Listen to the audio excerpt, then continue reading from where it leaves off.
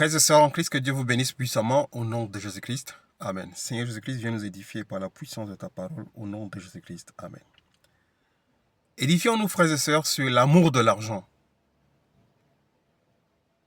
La Bible déclare que Dieu, l'or et l'argent appartiennent à Dieu. Dieu n'a pas un problème avec l'argent parce que nous devions travailler pour gagner nos vies. Mais Dieu a un problème avec l'amour de l'argent.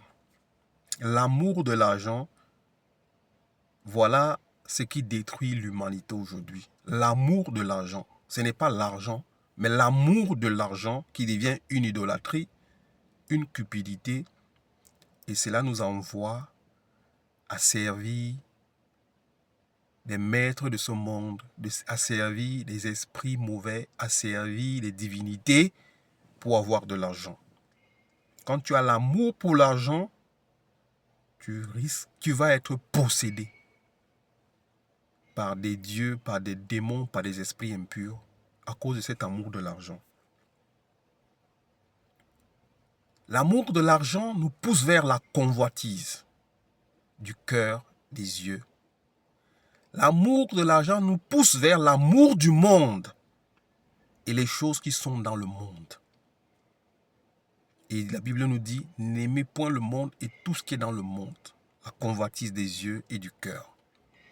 Alors Dieu n'a pas un problème avec l'argent, mais Dieu a un problème avec l'amour de l'argent, quelqu'un qui aime l'argent. C'est pour ça que nous devions nous exhorter pour éviter de tomber dans ces pièges.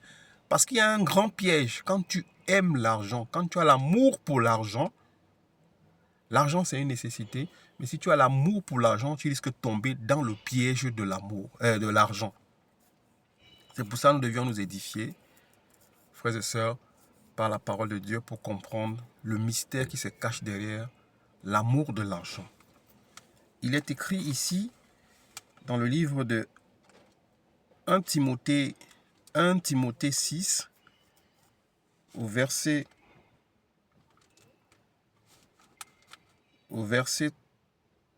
3, il est écrit « Si quelqu'un enseigne une autre doctrine, il ne s'attache pas aux saintes paroles de notre Seigneur Jésus-Christ et à l'enseignement qui est conforme à la piété, il est aveuglé par l'orgueil. Il ne sait rien, il a la maladie des controverses et des querelles de mots. C'est là que naissent les jalousies, les disputes, les calomnies, les mauvais soupçons, les discussions violentes entre hommes à l'intelligence corrompue, privés de la vérité, qui croient que la piété est une source de profit. Éloigne-toi de telles personnes. Si quelqu'un enseigne une autre doctrine et ne s'attache pas aux saintes paroles de notre Seigneur et Sauveur Jésus-Christ et à l'enseignement qui est conforme à la piété, cet homme est aveuglé. Cet homme est aveuglé et c'est quelqu'un qui conduit à la perdition. Ces hommes qui enseignent que la piété est une source de profit. La piété n'est pas une source de profit. Comme la Bible nous dit, oui, la piété est pourtant une grande source de profit quand on se contente de ce qu'on a. Pour Dieu, ce qui est important, c'est le contentement. Ce n'est pas vouloir devenir milliardaire, comme certains enseignent. Ils vous enseignent d'autres doctrines qui sont contraires à la piété de Dieu, en disant que quand tu vas en Dieu, tu vas devenir milliardaire, tu seras riche, tu vas construire des immeubles, tu auras des voitures, tu vas réussir. C'est des enseignements qui sont contraires à l'évangile et à la piété.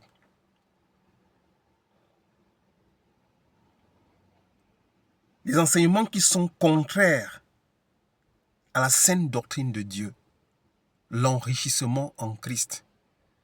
Tu seras riche, tu vas réussir. Oui, on peut réussir en Christ.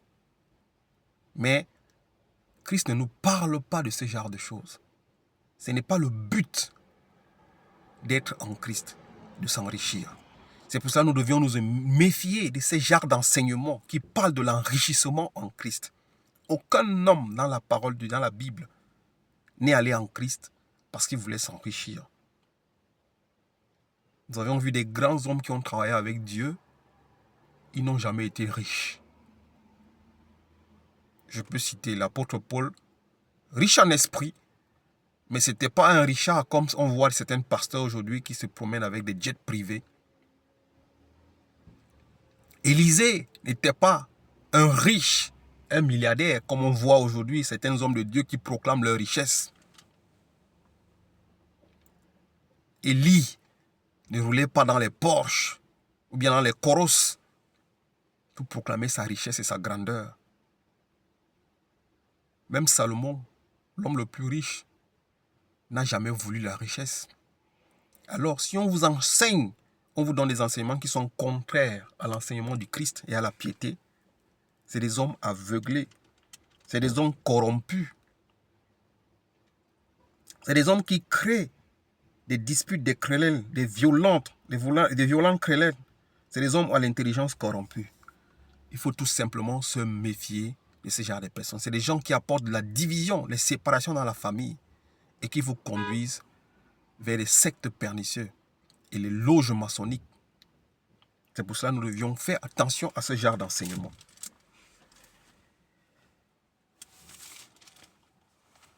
La piété est pourtant une grande source de profit si on se contente de ce que l'on a. En effet, nous n'avions rien apporté dans le monde et il est évident que nous ne pouvons rien emporter. Si donc nous avions de la nourriture et des vêtements, cela nous suffira. Quant à ceux qui veulent s'enrichir, ils tombent dans les tentations. Si nous avions le vêtement et la nourriture, cela nous suffira. Il y a un adage chez nous qui dit « La poule ne pleure que ses plumes. Elle ne pleure pas ses plumes, elle pleure que la vie. Elle ne pleure pas les plumes qu'elle perd. » Frères et sœurs, si nous avions la nourriture et le vêtement, cela nous suffit. La santé vaut mieux que les richesses de ce monde. Et encore, l'espérance que nous avions en Christ vaut mieux que l'or, vaut mieux que l'argent de ce monde. Recherchons le royaume plus que toute chose. Recherchons le royaume plus que les biens de ce monde. Dieu s'en souviendra de nous. Et nous allons le voir tout à l'heure. Frères et sœurs, faisons attention aux doctrines, aux enseignements qui ne sont pas de Dieu, les enseignements qui viennent nous troubler, les enseignements qui n'apportent que des persécutions, qui troublent vos âmes, les enseignements qui vous conduisent à la perdition. Proverbe 23, verset 4 nous dit « Ne te fatigue pas à acquérir de la richesse, n'y applique pas ton intelligence. » Ne te fatigue pas. Ne te presse pas. Ne te persécute pas. Ne te mets pas la pression à acquérir la richesse. C'est Dieu qui dit cela. Ne t'applique pas à chercher à t'enrichir. Salomon ne s'est jamais appliqué. Il ne s'est jamais mis de pression. Il n'a jamais mis son arme dans des souffrances continuelles pour s'enrichir. Ne t'applique pas à acquérir la richesse. N'y applique pas ton intelligence. Ne mets pas ton intelligence à t'enrichir. N'utilise pas ta petite sagesse à vouloir t'enrichir à tout prix. C'est l'oppression, c'est la persécution que tu cherches. Veux-tu poursuivre du regard? Le voilà disparu. L'argent, c'est un touchement. L'argent ne t'appartient pas. N'applique pas ta sagesse, ton intelligence à vouloir t'enrichir. Tu vas poursuivre ces choses du regard et tu ne l'auras jamais et tu seras perdu. Nous revenons sur 1 Timothée chapitre 6. Au verset 9, il est écrit « Quant à ceux qui veulent s'enrichir, ils tombent dans la tentation, dans un piège et dans une foule de désirs stupides. » Ceux qui veulent s'enrichir tombent dans les tentations. Tu seras tenté à devenir homosexuel. Tu seras tenté à devenir, toi qui es un homme, une femme. Tu seras tenté, toi qui es une femme, à devenir un homme, tu seras tenté à rentrer dans les sectes pernicieux, tu seras tenté à te prostituer, que tu sois homme ou femme, tu seras tenté à voler, tu seras tenté à tuer, tu seras tenté à devenir un escroc, tu seras tenté à devenir un mauvais. Tu ne peux pas t'enrichir dans ce monde et être une bonne personne si cela ne vient pas de Dieu. La majeure partie des hommes riches dans le monde sont des hommes qui font des choses très dangereuses, très mauvaises. Ils sont prêts à tout pour s'enrichir parce qu'il n'y a plus possibilité de reculer. Ils sont prêts à détruire des choses, à détruire des personnes pour avoir de l'argent bougrement. Ils sont prêts, ils n'ont plus le sentiment d'amour. Tout ce qui compte, c'est l'argent. Tu seras tenté à faire du mal. Beaucoup versent même le sang parce que tu n'as pas le choix. Quant à ceux qui veulent s'enrichir, ils tomberont dans les tentations, dans des pièges, dans un piège et dans une foule de désirs stupides. Tu vas tomber dans les pièges. Tu vas rentrer dans des sectes pernicieux, les réunions secrètes, les désirs stupides. Il y en a qu'on demande de coucher avec des chiens, des serpents. On demande de coucher avec des folles. Il y en a qu'on demande des choses incompréhensibles. De manger les excréments, de boire les urines des hommes, de faire des choses bizarres, des désirs stupides. Il continue. Et nuisibles, des désirs nuisibles, des désirs qui vont te nuire. Même le sommeil, tu vas le perdre. Qui plongent les hommes dans la ruine et provoquent leur perte. Tu vas perdre ton âme. La Bible déclare que vaut-il à un homme de gagner le monde et de perdre son âme. Il est écrit, l'homme ne peut pas servir de maître. Il faut que vous sachiez que le maître de l'argent et le maître de ce monde,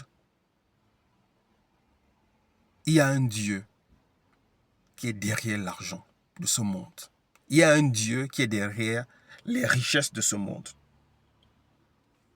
Si nous lisons Matthieu chapitre 4, quand le diable amène le Seigneur Jésus-Christ sur une grande montagne et lui montre les gloires et les richesses de ce monde, il lui dit, si tu te prosternes devant moi et tu m'adores, je te donnerai toutes ces gloires, car elles sont à moi et je les donne à qui je veux. Si tu as l'amour pour l'argent, tu seras obligé de servir le maître de ce monde. Et déjà, il faut que tu saches, ce n'est pas donné à n'importe qui. Tu peux avoir cet amour pour cet argent et tu n'arrives même pas. Parce que même le maître de ce monde n'accepte pas n'importe qui. Tu peux avoir ce désir stupide. Tu peux te tourmenter à désirer d'être riche. Et tu n'arrives même pas à assouvir tes envies. Tu meurs. Parce que même le maître de ce monde qui est enrichi n'enrichit pas n'importe qui. Il n'enrichit pas tout le monde. Lui, il connaît aussi. Il appelle ce qu'il lui veut. Il cherche des hommes importants, comme il a vu le Christ. Il cherche des hommes glorieux pour les enrichir. Alors toi, si tu n'es pas appelé à être l'un de ses fils, de toute façon, il va quand même voler ton âme. Mais tu n'arriveras pas à cela. Ce n'est pas tout le monde même qui arrive à s'enrichir. Qui provoqueront la ruine, leur perte. L'amour de l'argent est en effet la racine de tous les maux. L'amour de l'argent est en effet la racine de tous les maux. L'amour de l'argent. Je disais au début que Dieu n'a pas un problème avec l'argent. Mais l'amour de l'argent est en effet la racine de tous les maux. C'est à cause de cet amour de l'argent que beaucoup deviennent des criminels. À cause de l'amour de l'argent, beaucoup rentrent dans les sectes pernicieux. À cause de l'amour de l'argent, beaucoup ont décimé leur famille.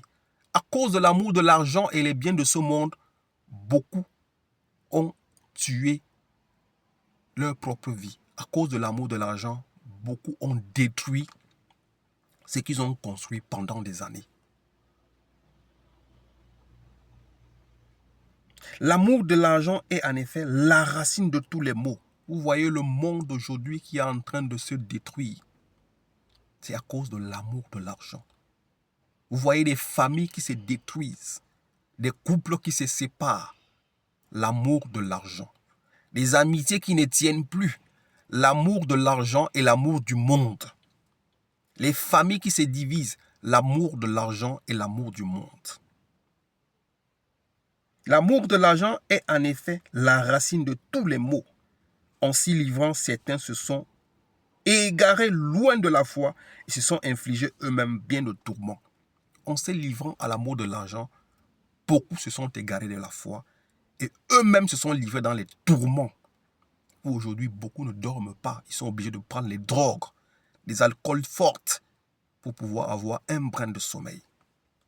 Et Dieu veut nous épargner l'amour de l'argent. C'est pour cela qu'il nous interpelle. Dieu n'a pas dit ne travaillez pas pour gagner vos vies, n'allez pas à l'école pour gagner vos vies, mais l'amour de l'argent.